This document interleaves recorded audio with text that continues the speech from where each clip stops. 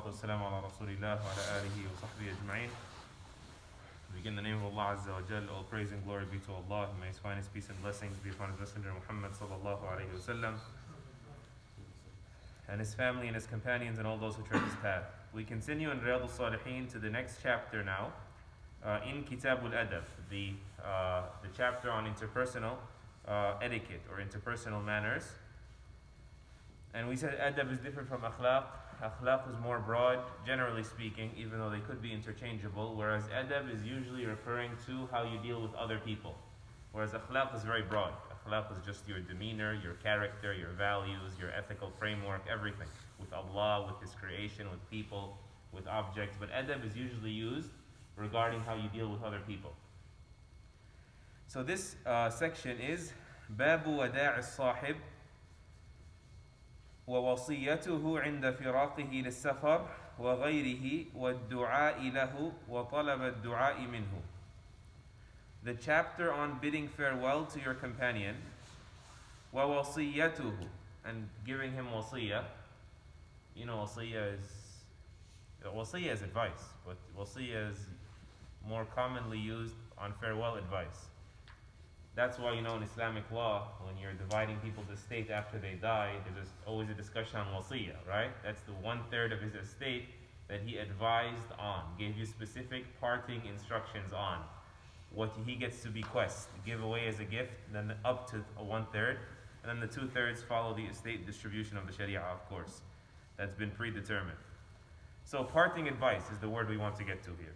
So bidding farewell to your companion, giving them parting advice عند فراقه. See, there it is. When you're separating from them.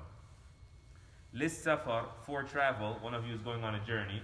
وغيره, and for other reasons as well, like one of the two people is dying. والدعاء له, and making dua for him, supplicating for him. وطلب الدعاء منه, and seeking supplication from him, requesting that he make dua for you.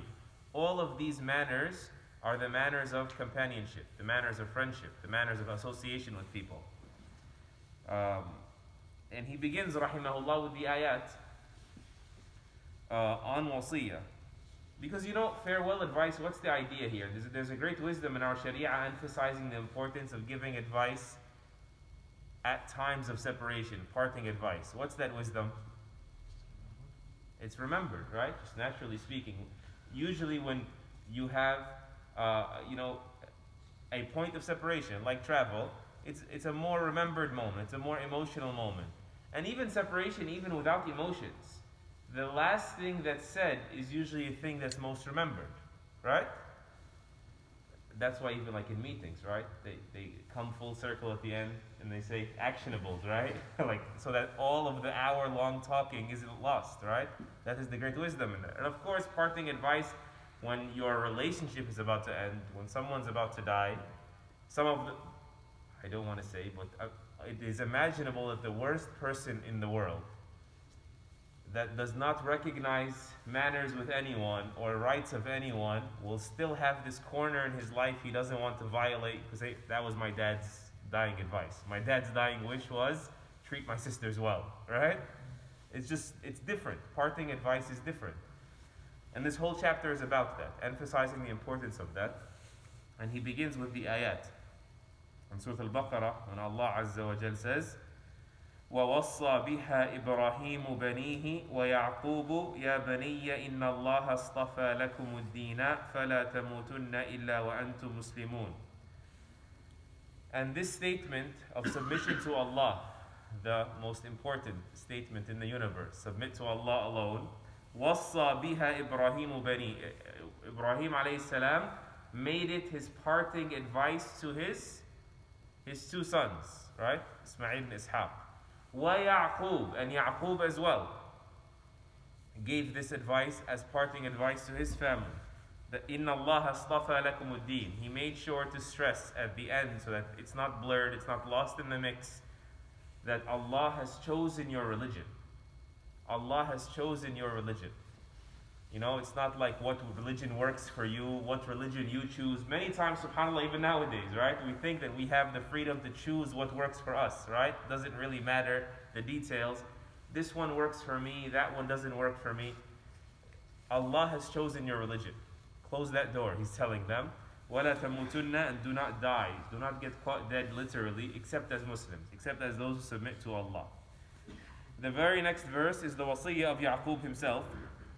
When Allah Azza wa Jal says, أَمْ كُنْتُمْ شُهَدَاء, were you not witnesses, were you not attendees? إِذْ حَضَرَ يَعْقُوبَ الْمَوْتِ, when death came to Yaqub. إِذْ قَالَ لِبَنِيهِ, when he said to all of his children, مَا تَعْبُدُونَ مِن بَعْدِي, what will you worship after me? What will you worship after I'm gone? قالوا نعبد إلهك وإله آبائك إبراهيم وإسماعيل وإسحاق إلها واحدا ونحن له مسلمون. They said, we will worship إلهك, your God. They knew who his God was. It was not a riddle to them. He lived his life telling them about the one true God. We will worship your God and the God of your forefathers, Ibrahim and Ismail and Ishaq, إلها واحدا, one God, وَنَحْنُ لَهُ مُسْلِمُونَ, and we are to him submitters. And then the ahadith about the particular sunan of al-wasiyya, wal-firaq, wal-wada' wa talab al-du'a, all of that inshallah we'll cover in the coming nights, just to keep my 5-minute promise. سبحانك اللهم وبحمدك اشهد ان لا اله الا انت نستغفرك ونتوب اليك. جزاك الله خيرا.